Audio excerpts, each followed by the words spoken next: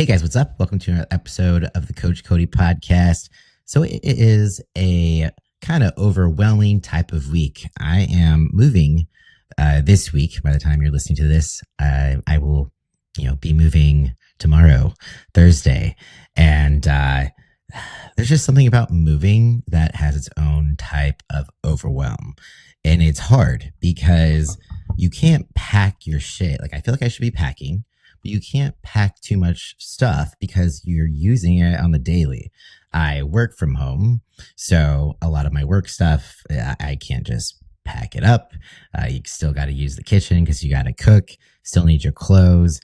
So it's this weird balancing act of just kind of throwing shit away that you are no longer going to use or need, and just waiting for the last minute to where you can pack up all your day-to-day items that are necessities.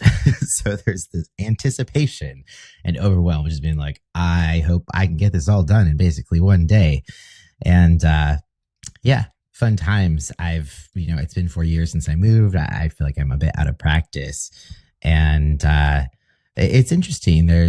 I'm really looking forward to this next chapter in life. I'm moving in with, my partner of 3 years now, and it's exciting. I don't know why I'm rambling telling you all this. I just wanted to let you all know I'm moving. It's a good thing. So today's topic, I wanted to talk about, things that even experienced lifters still get wrong, and, how to fix it, what to do instead. And 5 things that I've seen through my 7 years of coaching and just in general that people tend to do when they don't make progress. I mean, have you ever seen that person, whether it's on the internet or whatever, and they're always posting, workout photos or whatever, but then they just never seem to make progress. And then you also notice that they're kind of all over the place. They're trying different diets. They're trying different programs. They're hopping from program to program. Well, those are some major things that are going to stall your progress. So you want to avoid those. So here's just kind of a quick preview of the 5 things I wanted to touch on. So 1 being program hopping, 2 undereating and undereating protein specifically, ignoring your sleep and recovery. That's a huge one. 4 overcomplicating supplements, or just overcomplicating anything in general. And then 5, neglecting your gut health and digestion. That's the big one that not a lot of people consider, but it is very important. So let's get into number 1. And this is program hopping. This is probably the most common one, I would say, because our attention spans get smaller and smaller, and that's just not, affecting what we're watching, how long we're able to watch something, or learning, sitting in classrooms. Is also impacts our ability to stick with a lifting program for any amount of time. So just so you know, your workouts, a lot of the times, are not going to be entertaining. They need repetition, and repetition is not the most entertaining way to make progress. But what is entertaining is seeing the progress, seeing your hard work pay off. So just remember that the reward and the excitement is in the progress you're making, not always in the process of doing. It can be fun then too, but just remember repetition. It's required. All right. So if you're constantly changing your program from day to day, from week to week, it's just, you're not going to be making the progress you need to make, because you can't tell if you're progressively overloading because you're using either you're doing different movements, using different weights from week to week. It's really hard to keep track of things. Just make sure you are making progress. But also, I think a lot of times too, there's program hopping that happens because there's this myth that your body, you need to confuse your muscle. You don't want your muscles to get used to doing certain movements for too long. You need to confuse it.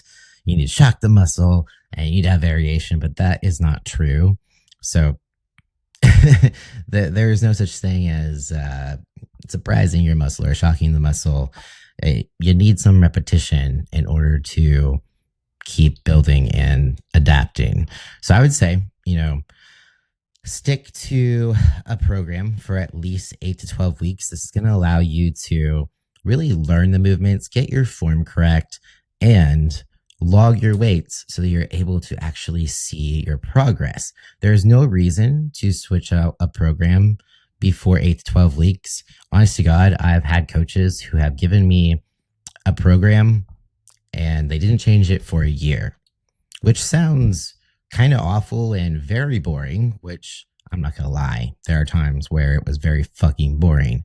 But if you're still making progress, your physique is still improving, and you haven't like built any sort of injuries from repetition or overtraining, then there's no reason to change anything. I will say there's probably, I would say the mental side of things, like if you are so bored, your motivation is awful and you can't even get yourself to go to the gym anymore because you're so fucking tired doing the same program for like 6 months, that's a good enough reason to change it up. So it is okay, to a certain extent, to change up your workouts just for the mental boost, as long as you're still prioritizing the progress in your physique. So again, at least 8 to 12 weeks, honestly, 12 weeks minimum. All right. So try to stay patient. Don't hop around. I know it's tempting, but you don't have to. And it's also hindering your gains most likely. So the next one, undereating protein specifically. So this one, I was someone who didn't eat enough for quite some time. I was too concerned with staying lean year round versus putting myself in a surplus, being okay with gaining a little bit of fat. And although I still made progress, I think a lot of the progress I made as I was leaner was actually still newbie gains. And I was newer on testosterone and that sort of thing. So although I still got pretty far while keeping things lean, the more advanced you get, the less effective that is. I don't think I did really a proper bulk until maybe around 2020, when I did my first men's physique show, and I was just hungry for progress. And so I basically hit this point, this fork in the road, where it was like, make progress and be competitive, or keep prioritizing being lean and just never getting anywhere. And I really wanted to be competitive. I wanted to do better in my next show. And I had a coach, that was very helpful. And it pushed me to get uncomfortable. It was very uncomfortable for me to put on some fat and eat some food and bulk, but it paid off and it was worth it. And now I'm just kind of used to the phases of pushing the food, so cutting, bulking, and I've gotten used to being a little fluffy during the building phases. And it can be a mindfuck sometimes, especially if you're a trans guy. We being raised and perceived as female for a good part of our lives, as trans men, it's hard to get rid of those social constructs or stereotypes where basically the smaller you are, the better, the less you eat, the better. And so when you go from basically that being the expectation to eating a lot, it can be kind of strange to work through. It's a process. So just try to be patient with yourself as you work through those things. And this goes for women too. You also need to eat if you're wanting to put on muscle. I would love to change that whole, aspect of things when it comes to women as well. Like, you need to be able to eat food to support your energy and your workouts and your hormones and just not be miserable. And strength training is amazing in that, it allows for you to be able to eat more and stay leaner, even though there's a little bit of fluffiness, pain, to get to the point where you've built a good layer of muscle foundation. But it's worth it. I promise. You just have to stay focused on your goal. Think of the outcome and don't just, try not to just focus on the physique aspects when you are in a bulk. Think about how you're performing, getting stronger, lifts going up, feeling just jacked and strong. Those are the things you want to focus on when you're going through a bulk, especially if it's one of your first times, you're still getting used to eating more. But as the protein specifically goes, there's a lot of confusion about this and how much is actually needed. And so I always say to aim for about 1 gram of protein per lean pound of body mass. And so I weigh about 160 pounds, but my lean mass isn't 160 pounds of lean mass. So I could probably get away with eating like 150 grams of protein and being pretty set on that amount. So I could also eat 160 grams of protein, but it could stall. It could, fuck with my digestion because it's a little harder to digest. It could stall my progress potentially if I can't eat, because protein is pretty satiating, harder to digest, takes longer to digest. So my digestion isn't as great if my protein is too high. But it is important to get enough, at least, to support lean body mass. It's especially important when you're in a cut, because when you're in a deficit, if you're not eating enough protein, your body might take some of that from your muscle mass. So having enough protein or getting enough protein is important for all phases, whether you're in a bulking phase or a cutting phase. But it is specifically very, very important to be getting enough protein during a cut. So you could even do a little bit more than 1 gram per pound of lean body mass during a cut, just to act as like insurance reasons. So if I'm bulking right now, I'm eating 150 grams of protein. If I was cutting, I would probably bump it up to about 160, 165 grams to help with satiation, but also help prevent some muscle loss. So do make sure you are getting in enough protein. Do not be shy. It might feel like a lot at first if you're not used to it, but you can do, 0.8 grams of protein per pound of lean body mass, but that's like the bare minimum you need to sustain yourself. So I always say just aim for 1 gram, make it easy. And if you're someone who has a lot of weight to lose, say you're pretty overweight, and you're not sure how much protein you eat, say you weigh like 260 or something along those lines, you don't have to eat 260 grams of protein.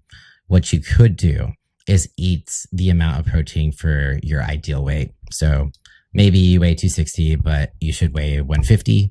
Then you would want to eat like 150 grams of protein instead. That's just kind of an easy way to figure it out.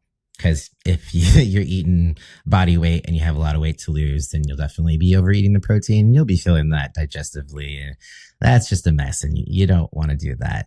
It also helps to spread your protein intake out throughout the day. I like to set it around my workout specifically.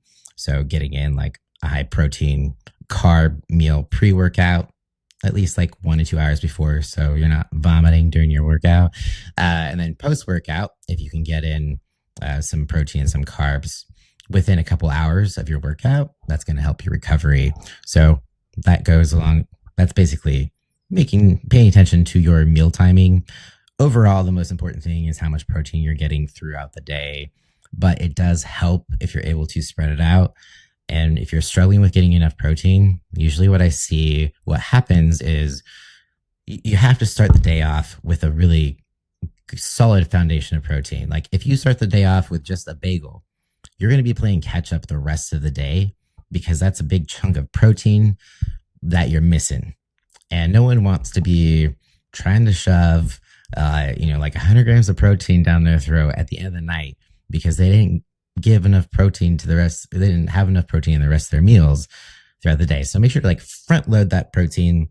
So at the end of the day, you're not rushing to get in some more protein and giving yourself a stomach ache and just waking up bloated, because your body's not going to have a fun time digesting all that protein while you're trying to sleep.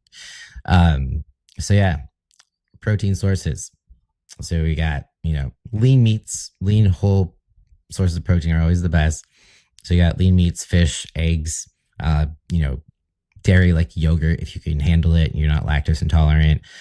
There are plant-based proteins you can use.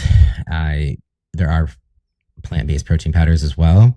You just have to be careful to make sure you're pairing foods correctly if you don't eat meat, because they are not all complete proteins, and you have to pair them together, like beans and rice together equal a complete protein. Or if you're doing like tofu, soy is a complete protein, but you don't want to overdo it on that as well. So yeah, a little tougher if you're a vegetarian, but not impossible. All right. So the next thing, ignoring sleep and recovery. So I'm still, I mean, I wouldn't say I ignore sleep. It's just something I struggle with more so this year than ever. I think stress. So stress can definitely be something that impacts your sleep. And I know there's plenty of you out there, me being one of them, who want to prioritize their sleep, want to have a great night's sleep, but sometimes your body just doesn't let you because of the stress. So incorporating a good bedtime routine where you're winding down can help. Or there is some supplementation that might also be helpful depending. There's things like melatonin, which can also be kind of controversial depending. Some say like, no, don't do it. Some say you can, just don't overdo it. So there's little things you can do supplement wise with sleep if you struggle because of stress. But the main thing is also stress management outside of sleep, through your day to day. Sometimes doing a brain dump before you go to sleep, I know it can help me, especially if I've got just too much going on around my head, like moving, for example. And putting on a bedtime meditation, not being on your screens, that sort of thing. But what you really, really do not want to do is neglect your sleep on purpose. There's this thing, I think it's called like bedtime revenge, because you don't get enough time to yourself throughout the day or on a daily basis or on a regular basis. So you stay up late in order to get that time to yourself. But then in turn, you're losing sleep because you have to get up and go to work in the morning. And then it's just a vicious cycle. You're tearing yourself down. Your body is tired. You're not recovering well.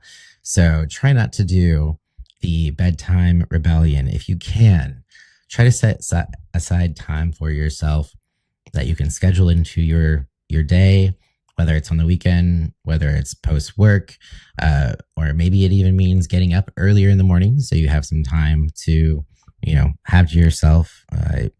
Anything you can do besides bedtime revenge.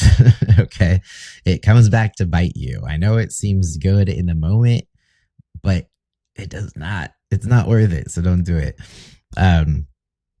So make sure you are sticking to a consistent sleep wake cycle. If you have an iPhone, there's this thing where you can set up times where it'll remind you when to go to bed, or it'll tell you when you need to go to bed according to when you are wanting to wake up. So that's super helpful.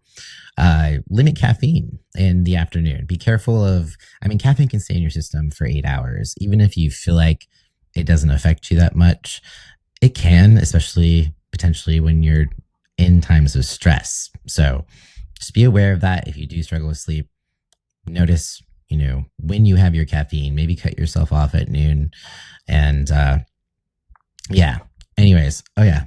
So other things for sleep. So we've got magnesium is also something that can be helpful with sleep. So you might try that as well as some melatonin. That is what I do currently. Some reading before bed helps, get your eyes tired, helps you not be looking at a screen unless you're using like an iPad or a Kindle. Put it on night mode or use blue blocking lenses so you're not stimulating your brain to stay awake. And those are just some sleep tips, but do not ignore your sleep. And as far as recovery goes, do make sure you're taking rest days, because remember, you break down muscle in the gym, but you build it at rest, and you're going to need to give yourself some time to recover and restore. And I used to be the guy who was like, nah, recovery, rest days are dumb. You're just missing out on gains. It's a waste of time. If I'm not in the gym, I am not building muscle. I'm not making progress. But that was another thing, I think, for quite some time, probably hindered my progress, along with just never doing a proper bulk. So I made progress despite what I was doing, not because of what I was doing. And that's something to make sure to differentiate from. And that's something to ask yourself. Are you making progress despite what you're doing, or are you making progress because of what you're doing? All right. So the next thing, overcomplicating supplements, like I kind of just did with the sleep supplements. But just know keeping things simple is probably always going to be best. So if you're thinking about all the supplements you should take in order to make more progress, but you're not focusing on getting your food right and it's consistent, and you're not getting in the gym consistently, then you are just skipping over a whole level, right? Like it's almost like opening a book and starting halfway through and expecting to know what's going on. It just doesn't work that way. Foundations are always first. Make sure you're staying consistent. Make sure you get your nutrition down. If you're consistent in the gym, you're consistent with your nutrition, then you can start looking into potential supplements that might help you. But I'm also, one of those, you don't need a lot. You should be getting the majority of what you need through your food. Yeah, but, sometimes we don't always. Maybe you're not getting enough variety, or, our foods are just not as nutritious these days. But I would say the only supplements that I'd say you would need on a regular basis are things like protein powder. Yes, that is a supplement. It can be helpful, especially in bulking phases when your appetite isn't great, and you can supplement with protein powder. It's not as filling, so that can be very helpful. Creatine monohydrate, 5 grams a day. That is a supplement that has been studied quite a bit. And not only are they seeing that it has benefits for muscle building, but also for your brain. So cognitively speaking, they're finding more and more benefits of using creatine. So even if you don't lift, you could use creatine, just 5 grams a day. Make sure you're drinking enough water. There's a lot of myths around it being potentially bad for your kidneys, but if that's basically, been debunked, as long as you don't have active kidney disease, just make sure you're drinking enough water and you're good to go. Other one is vitamin D, because most of us are deficient, especially in the winter months. So you can OD on vitamin D. So I would say it's one thing that if you want to be sure that you're not ODing on vitamin D, so get your levels checked with a blood test, then you kind of know where you're at. But majority of us could use some supplementation. I do supplement with vitamin D every day. I do tend to be on the lower side, so I know that is a needed supplement for me. And then there's omega-3s. So whether it's fish oil or krill oil, is getting those omega-3s. We just don't tend to get enough through our diet, especially if you don't like fish. Then it's a very good idea to supplement with some omega-3s. Helps with inflammation and heart health. So other things like supplements that tend to be a distraction that don't really do shit besides drain your wallet. Things like test boosters, testosterone boosters, fat burners, BCAAs, because if you get enough protein in your diet, you don't need BCAAs on top of it. The only time I'd say it might be a good idea is if you're a vegan. But outside of that, if you're getting enough protein, you are wasting your money buying things like BCAAs. So save your money and focus on the basics, focus on the foundations, and don't overcomplicate it. All right. So last but not least, neglecting gut health and digestion. So our guts affect way more than you might think. It affects your mental health. It affects how you absorb nutrients, which is very important if you're trying to bulk, you're trying to add muscle to your frame.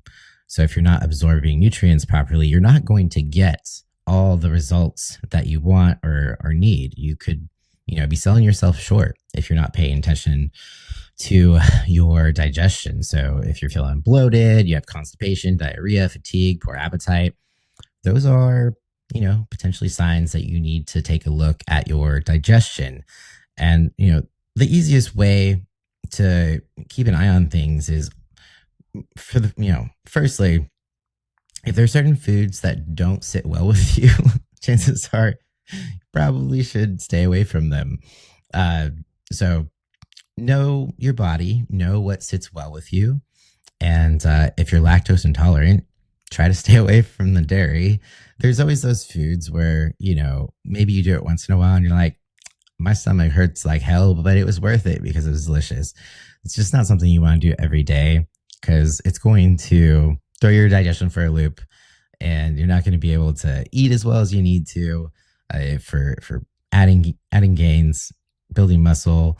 So be aware of basically sabotaging yourself. Even if you get, a treat meal per week or a free meal per week, make sure it's something that doesn't affect your digestion because that can have a domino effect. So instead of that treat meal just being like one off meal, it can turn into days potentially if it's something that just wrecks your digestion.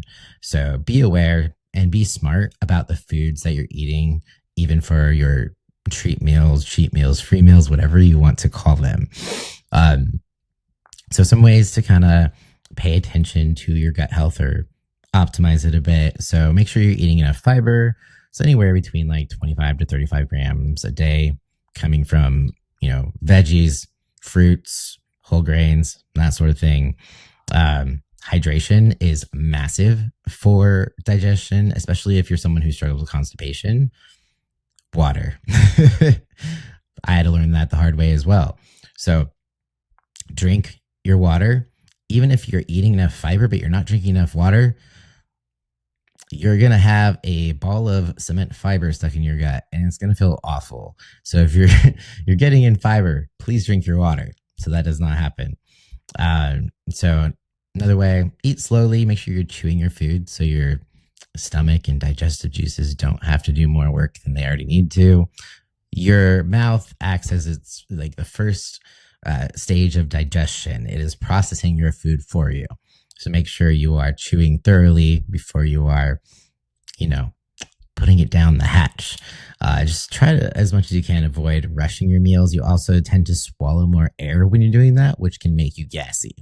So maybe you're bloated and you're gassy because you're just eating too fast and you're not chewing your food as well as you should. Certain circumstances might call for things like probiotics, but another thing that's really important that we don't tend to focus on is just getting enough variety of fruits and vegetables in our diet. Our microbiomes are constantly changing depending on what we eat in our environments, and giving your good gut bacteria some food to live and thrive means, giving it a bit of variety within, fruits and veggies. And the best part is it's almost summer.